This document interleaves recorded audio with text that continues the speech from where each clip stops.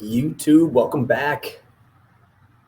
Wednesday edition of Player Prop Savant YouTube free plays. Last night we did end up getting hooked again on another play. Kind of ridiculous at this point for our YouTube free plays. That's 3 out of the last 4 have been hooks. Only bright spot is we were able to cash in 2 of our 4 props. They're both plus money in Rojas and Dansby Swanson.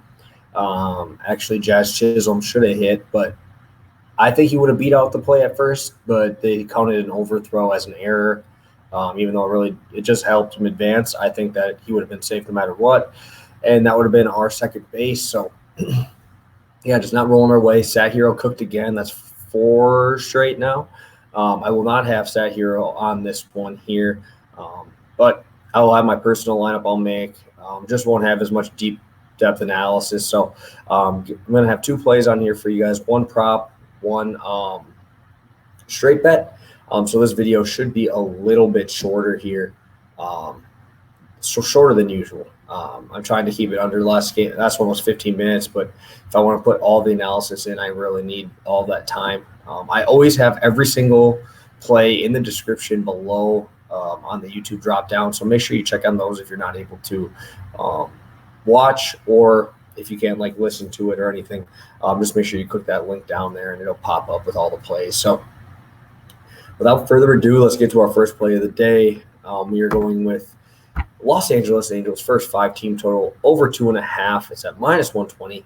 I'll be double dipping this game. I won't give out that play because it's a VIP play, but I'll be double dipping this game. So that's why this is only a 1 unit play for me. It's going to be Chris Ellis versus Shohei Ohtani on the bump. Chris Ellis, he's not great. He's only had 1 start. Did very well, 4 innings, 7 strikeouts against the Tampa Bay Rays. But the Angels are 9-2 in the last 11 starts for Shohei Ohtani. Ellis is a career minor leaguer, kind of a journeyman. 92-mile-an-hour fastball. Decent curveball, got good swings and misses against the Rays, but obviously everybody knows they're the highest strikeout rate team in the MLB. Overall, for his whole career, he's a 28-year-old rookie, 46-45 in the minors, 702 innings, 664 Ks. So really, they're just seeing what they got. Honestly, I think that if he struggles, he'll probably just completely get cut. He's getting that up there. But yeah, he's got a really bad whip. He's got a 1.43 whip in his career down there. But this past year in the minor leagues, he was 1-5 with a 6.32 ERA and a 1.56 whip. That is awful. And he still came up and carved the Rays. Usually the first start is pretty decent, as you can tell by the Arizona Diamondbacks pitcher throwing a no-hitter, but then the second game is usually where they start getting hit. I see that here as well. I see this being the spot where Chris Ellis gets lit up a little bit. I see it early. I see it often. Just all these numbers that you're reading from his minor league stuff, he's just not that good of a pitcher. But the Baltimore Orioles are that bad that they have to bring up these guys and see what they got. Chris Ellis, if he does well, maybe he stays up there. But if he doesn't do well, they will probably cut him. They can't start Adam Plutko. That was their 5th starter at the start of the year. He got demolished. He's in the bullpen now. I mean, besides John Means, this is a very mediocre staff. There's really no one there that scares me or that I'm worried about at all getting outs here. Honestly, there's really nobody there. The only guy I really like is I think Pedro Valdez is his name. He's got an amazing changeup, and he still gets lit up. But he's got decent stuff, and I kind of like him. But there's really no one on this roster or pitching staff that I'm really afraid of. I mean, Matt Harvey had 4 good games, and now he's back to normal Matt Harvey. So, I'm going to ride out the teams fading this Orioles pitching staff. And I think it's going to pay off here. First 5 team total over 2.5. I just don't think Chris Ellis is good. And now you're going to go against I'm not going to say a much better hitting team, but the Rays do chase the most. They do swing and miss the most. And they strike out the most. So, and it was at Tampa Bay, which I don't know why, but every time when you go to Tampa Bay, definitely worse hitting conditions or something, because Willie Adames came over the Brewers and just started raking. And we see that a lot with these guys who go from Tampa to another place where they just hit better away from home, 25 points higher for the Tampa Bay Rays away from home. So that is play number 1 today. Play number 2 is another 1-unit play. We're going to Robbie Ray, one of my favorite guys in the MLB.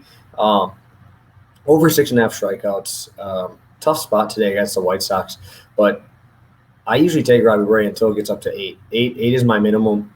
If he gets up over 8.5, then probably not touch it. But 6.5 is just too low for a guy with this much whiff percentage in his games. Yes, he hasn't had that many in these last 2 starts, but he's been going super, super deep in these games. The White Sox make you work, which will make him get to more 2-strike counts here, and I think that's when we're going to start seeing these strikeouts. Unreal this year at home. He's at a 2.64 ERA, 81 strikeouts in 75 innings, and only a 2.11 batting average against him at home this year. His 2 breaking balls are absolutely elite. Slider is a 45% whiff percentage and a 50% whiff percentage on his curveball. One of the biggest things for him is just the location of those pitches. And at home, he is only walking 5% of guys and has a 10 strikeouts per 9 at home this year. So a little bit lower than his away numbers. Away, he's striking out 13 guys per 9. But when he's only walking 5% of guys at home, he's able to locate those 2 off-speed pitches, and that's where we get a lot of our swings and misses and put-outs on Ks there. What we're going to see here is probably a lot of righties from this White Sox lineup. They do hit better against lefties, but that's because they're bringing out probably 7 or 8 righties in this lineup today. Robbie Ray at home versus righties has a 2.11 or 2.14 batting average against, so I'm not worried here. He is good enough to get righties out. 61 innings pitched overall, and the White Sox are much, much, much, much better at home. I believe that they have they're over 20 games over 500 at home. Fairly even on the road. They only have a 728 OPS on the road, and that's really the biggest thing is their power, right? I saw some crazy stat. Don't quote me on this, but it was like when the White Sox hit a home run, they're second highest winning percentage in the MLB. When they don't hit a home run, it's like the 5th worst or something like that. It's because they hit so many home runs, but on the road, they're only a 728 OPS, which is extremely low. Every single starter that I have projected in their starting lineup has an over 25% whiff rate besides Cesar Hernandez. On the road, the White Sox average 1.3 strikeouts more per game. And over their last 3 games, they've had 10.33 strikeouts. And that was against Manoah, Berrios, and Archer. And now you're going to go against Robbie Ray, who is by far the highest strikeout percentage of those guys there. Lastly, to go along with the walk percentage, Tim Anderson, Eloy, Luis Robert, and Jose Abreu all have over 33% chase rates. That is very big for a guy like Robbie Ray with that slider curveball combo and with the elite spin rate that he has on it. If he's able to get these guys to chase down in the zone, it's going to be a very, very long day for the Chicago White Sox. And my last point, everyone here knows I love when aces go against each other. I don't know if you technically call Robbie Ray their ace. He's been pitching like their ace. I think he has the best numbers on their team. But if you want to say Berrios is their ace now, I prefer Robbie Ray to him personally. But now you're going to have him go against Lucas Giolito, who I guess you could say is the White Sox ace, him or Lance Lynn. But I love when 2 guys who are elite have great numbers, great stuff go against each other. I think it makes both guys pitch better.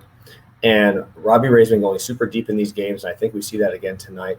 Not sure if it's going to be one of those crazy games like his last one where he had 11 strikeouts, but I do see him missing a lot of bats tonight, and I do see him probably getting to that 6th inning. If he gets into that 6th inning, I think we're able to get some Ks here on this White Sox lineup.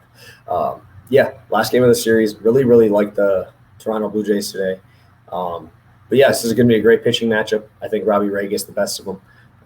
And I see him getting at least 7 strikeouts tonight against this White Sox lineup. So overall, we're going with 2 plays today. Robbie Ray over 6.5 strikeouts, minus 125. And Angels' first 5 team total over 2.5, minus 120 or 1 unit. So thank you guys so much. No stat hero today. We have won 4 in a row. We're going to save that till either tomorrow or Friday. And we'll keep trying to keep that streak rolling over there. So thank you guys so much. Have a great rest of your day. And let's get back here tomorrow and talk about a sweep.